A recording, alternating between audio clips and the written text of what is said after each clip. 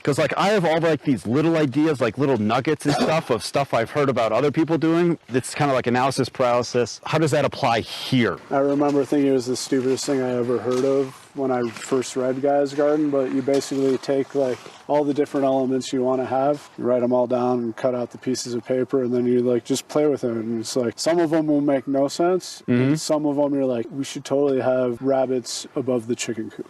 Again, just clue that into what your context is. Just because it works really well for someone else doesn't mean it's going to work for you. The different environment that we have, or you're just a different person than them, and he's geeked out about raising vermicomposting worms, and you're like, worms. That's probably the best thing I've ever output on this property, though, is good compost. Chickens make it easy.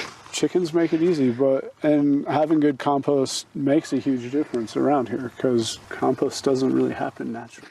We have Matt Sargent here today. Appreciate you coming out. Yeah, it's a pleasure to be here, Matt. Yeah, he is going to do a property evaluation for me. Start the planning process. Start the plan so I can be more efficient here. Efficiency is key. I speak from lots of experience in being inefficient. Water is what falls from the sky.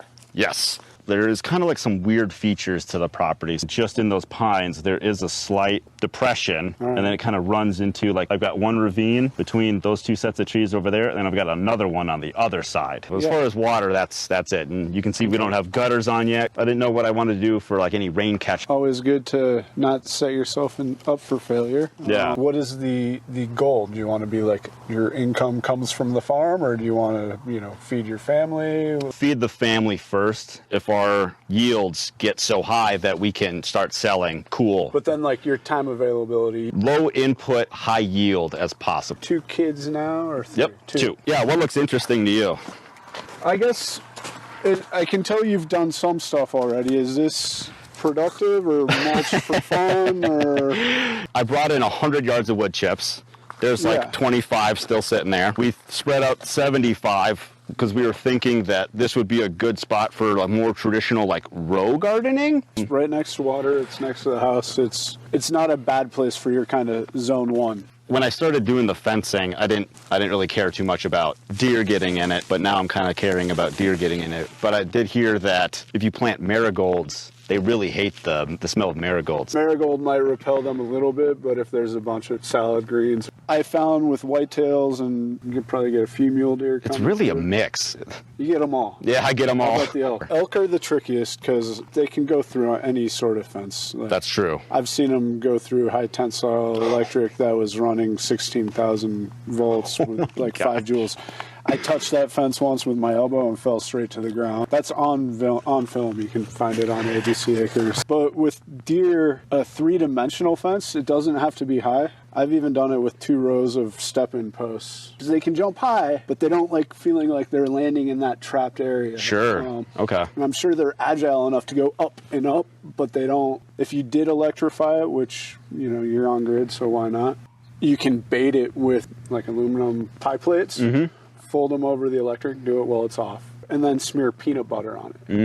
And they like the taste of the peanut butter. They'll be intrigued by the smell. They'll come in, they'll get zapped. Let's remember, electric fence doesn't kill you, it hurts you. It's a psychological barrier. Sure. They do that a couple times, and they're like, that place is like, that hurts. I don't want to go there. Since you have this existing rail fence, lawnmower size on the outside, run a strand of hot. This was just a big pile of dirt.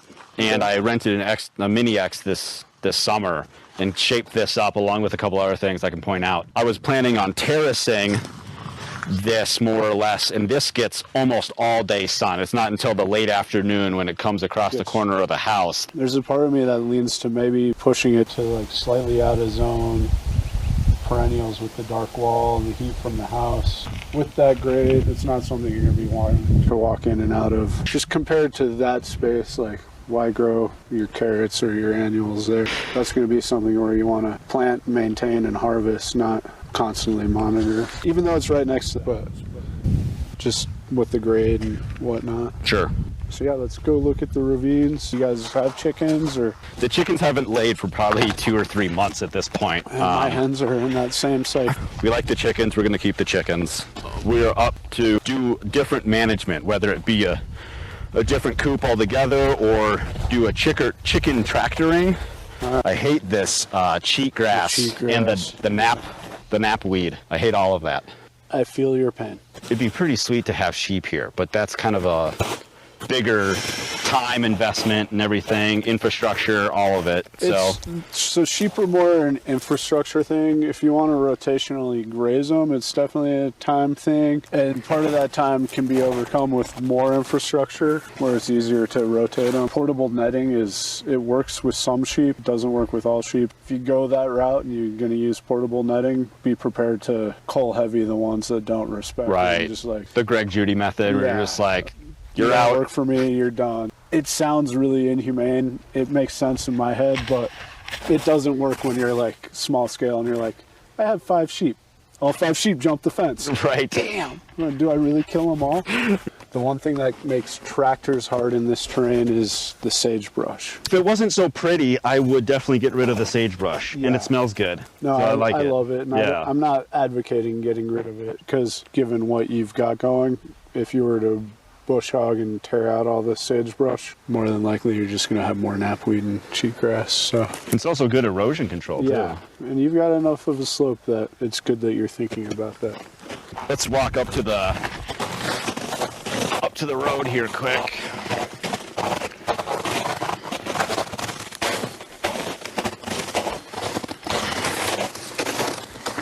So it comes down here and it can like get cut into here, and then through there it feeds one of the ravines. Free water. I don't know if the county or irrigation district likes that very much, that I'd like to capture more of it, but it comes on my property first, so isn't that how the law works? Yes and no. I'm not a lawyer. I don't play one on YouTube or any social media channels. I do know one of my other clients was told that there's a percentage of the runoff on her property is considered owned by downstream. Really? You might want to look into that. My personal take, not my professional take, is that's something that I ask forgiveness for. This is steep. This is steep, yeah. So this is the one ravine that's furthest from the house. Yeah. Nice camera shot into the sun there. But so then there's almost like a little like plateau area before you've got another one.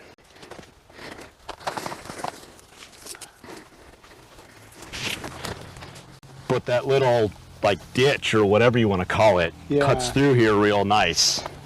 I always had a vision of maybe putting like, I don't know, some sort of like Airbnb or mother-in-law suite over here. I mean, access sucks, but it'd be a cool spot and just naturally between the two ravines. If you wanted to generate income, putting a mini house here or something would, the way things are going, and make you some money. Yeah, we were supposed to do like Airbnb the house, buy the travel trailer and go on the road and everything like that, but because the Airbnb market around here has just like gotten so saturated, everyone's in it. Like all you need is like a little shed. Yeah. Throw a bed in it and... But they're all selling out, aren't they? I know at least in the summer months it's almost impossible to find a hotel room or Airbnb around here. But the prices are also dropping. Okay, the prices aren't worth it. So now it's like almost a race to the bottom. Oh, that's where everyone wins. I hadn't realized that aspect. Yeah, it's really changed in the last couple months. So you got an Airbnb where you didn't last year. You have an Airbnb where you didn't last year. And so I'm like, kind of like reading the writing on the wall. Like, this is not the plan I thought it was going to be. Everyone got the same idea, more or less. It's still on the list of things we want to do. It's just not as immediate. Maybe we throw like a garage/shop up here at some point. So then we'd have like a pedestal up by that transformer there, and then some sort of nice walkway down this way. But you'd have to either level it out or put piers but then the other thing is like you could do a composting toilet.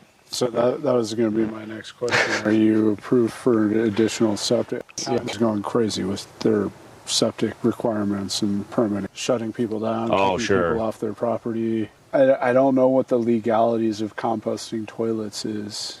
I think it's allowed, but there's like certain... They want like temperature records. Something, I don't know. Blah, blah, blah. There's a lot of hoops you got to jump through to meet the requirements. When you look at the stuff that like Paul Stamets is doing with mycelial remediation and whatnot. It's like, why can't we just do that? Like the science is there. Yeah. This works. Soil's been absorbing crap for how many years has life been on this planet? So this is the other one. Yeah. Automatically, these two ravines, they're zone 5. You really can't do much with them. And, you know, if you didn't want to do a building or a shop, I'd maybe consider trying to do like some zone 3 tree plantings there. Water becomes a factor there. Part of me wants to think that ditch would act like a swale and you'd get some groundwater collection coming down there that the trees might be able to tap into. This down to the irrigation ditch was up for grabs. Yeah, I like this area is like a zone 3, either around here you're not going to do a true food forest, but silvopasture that you could run poultry or sheep in between the tree rows. It's got some gradient, nothing extreme. You could tap into the well for additional water, or we could come up with a solution for water catchment off the roof and have storage tanks and get it over here. They say the soil's the best place to store it. Given Bitterroot soil structure, it's going to take a while to build up to where the soil is going to hold all that water for the entirety of a growing season. The infiltration rate around here is so high. I'm assuming, based off of digging all throughout the Bitterroot, you've got about 3 to 4 inches of decent topsoil. And yeah, so as soon as it gets through that topsoil, and over time, that decomposing granite will start to act like soil, but you need to bring it to life with roots and whatnot. So the only way to get roots to penetrate it and get that biological activity jump started and make that granite act like topsoil is to get life in it, and life needs water, and this cheatgrass and knapweed doesn't go deep enough to create that rhizosphere that would generate the soil life that we're looking for. Russian knapweed. It's really pretty when it flowers. That is true. Bees love it. That is true. They sell sell specific knapweed honey. Yeah, which is pretty tasty. One thing that I tried my hand at, I mean, you saw where the hydrant is. That's the only one on the property. Okay. I ran a hose to the upper corner of the property, down the property line to that juniper. Okay. And then along the irrigation ditch here, because I wanted to do like a hedge. I had tried 2-3 times, a few different ways to do Siberian pea shrub, Rosa rugosa, and oh man, what was the other one? There's a third one. I don't know. They all flowered and they all have thorns. Like a fedge. Basically, I think the only thing that eventually took in pockets was Siberian pea shrub. Yeah, the pea shrub should do pretty well around here, but it's getting it established. It likes to sprawl. It is more of a shrub. You could prune it to try and get it to grow up, but because of the length, and there's actually a slight dip. Yeah, you can see. So it pushing water back this way. Pressure. I mean, it's like 600 feet from that corner. The irrigation route is not efficient. No, it's not. I went high and then went. That was my thinking. Yep. Start high. Based off of financial resources, it might not be a bad idea to tap into your water line and put a frost-free, maybe where the pile of timbers is or something. I don't like relying on well water for irrigation. We have a summer like we had 2 summers ago where, you know, June through September, it's 100 degrees every day. You're going to have to supplement with more than you can store from the grounds. The biggest thing I can say for around here, you want a canopy. Because the benefits of a canopy are like super important, but it takes so much longer to get a canopy established here than say in Kentucky where like water just falls out of the air even on sunny days. It'd just be nice to have some sort of edge, having small kids.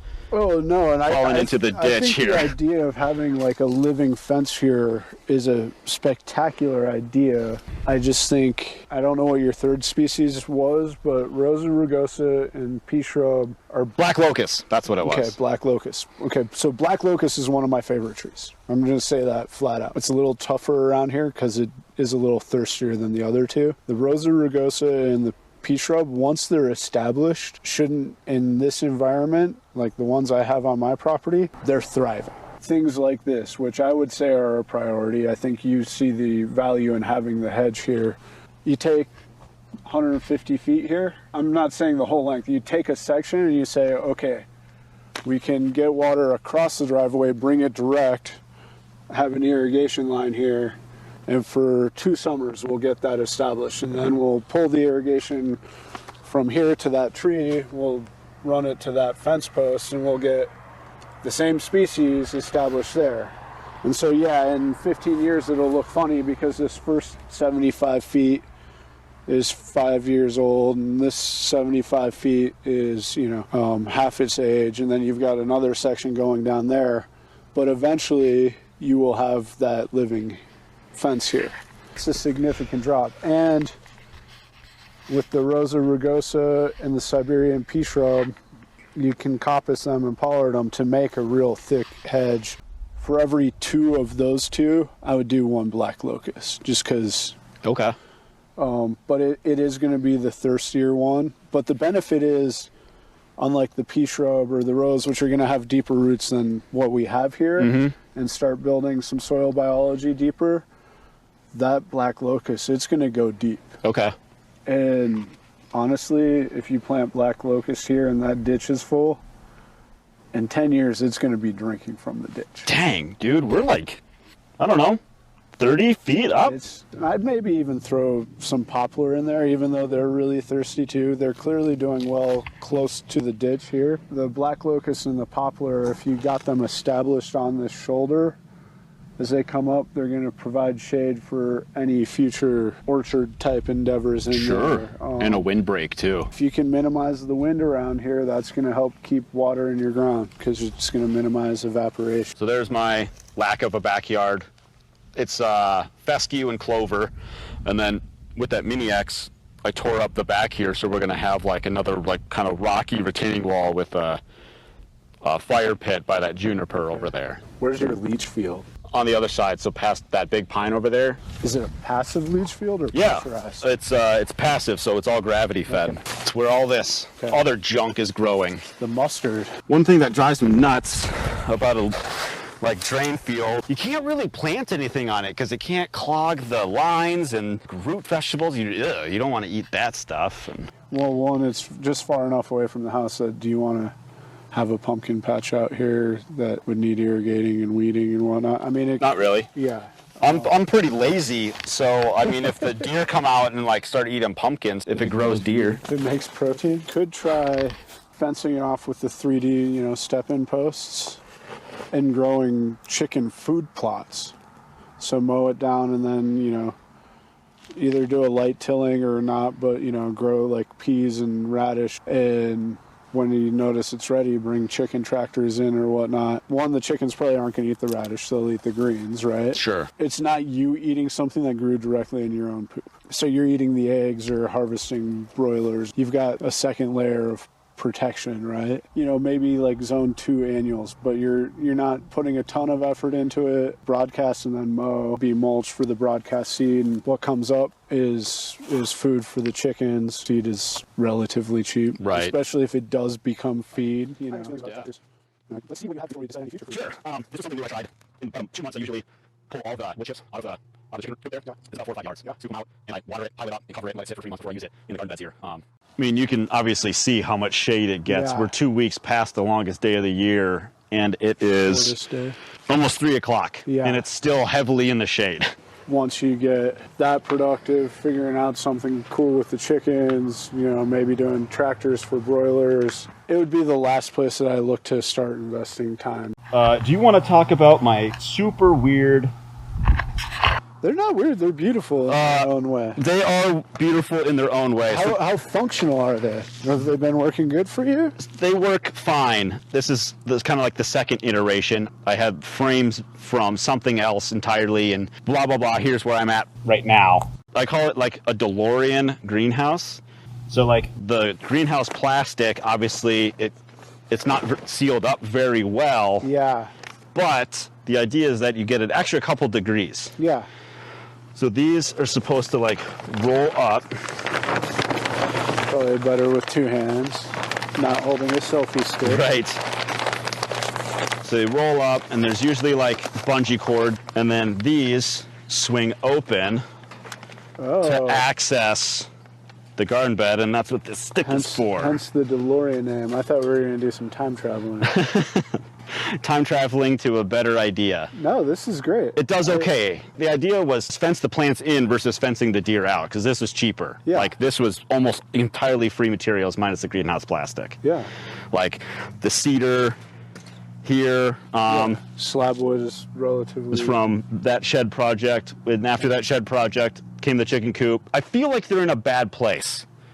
And I say that because with the sun coming up over here, Yeah. it doesn't get sun until, like, in the summer, maybe peak summer, 11 a.m. 11-ish, yeah. And so, like, we can talk about the space between the house and the chicken coop in a minute. That's Shaded almost all the time. Yeah. So that's kind of a problem. So where these are at, I feel like they have to move. It'll be a chore, but they're not permanent. If you wanted it in this area, they're probably better served on this corner of the house. I'm assuming in the heat of the summer, the plastic's totally off. Yes. Yeah. Yep. Maybe just for, like, colder nights on little bit sensitive plants. I think those beds would be a lot more productive here in the greenhouse. You'd get a lot more out of it to have something here, and the kids can, I want to go grab a ground cherry. Yeah, you're sitting at the fire, you can still see them. Sure. They're not running up there near the road. But then you've got the weird, like, in the heat of summer, because, like, my property, I'm full south exposure, and my plants get too much sun. So I've got those shades on the deck. Yeah. That I made those too. So that's just shade cloth. Yeah. I'd like to replace them because how they work, but they're kind of crappy to use. Yeah. It's kind of a theme around here. But if And so I was going to take those off and add another layer on top of the plastic. So if I need it shaded, it could be shaded. you have the greenhouse plastic. In theory, that's your season extension, right? Mm-hmm. You lose that season extension by it being in the shade. Right. You had it over here, you get stuff going earlier than you could in the upper garden. You've got a lot of potential for fun projects here. Honestly, the biggest things that jump out to me would be getting into more of the contextual issues, like what do you want to invest in it, both financially and time. What your existing resources are, what, you yourself personally have, or what you can borrow from neighbors, or if you need a bobcat, are you renting that? Kind of going through that checklist. If we're investing, what do we need to get out of it? Do we need to actually say we're producing X amount of food and that justifies what we invested because we're saving that on grocery store bills? Or is the quality of life that you get by having these systems in place, is that worth the investment in and of itself? What's the balance there? What do you want this to look like in 5 to 10 years, But things that jump out to me immediately are that should be, a zone 1 vegetable garden. It's good sun, it's got water, it's highly visible.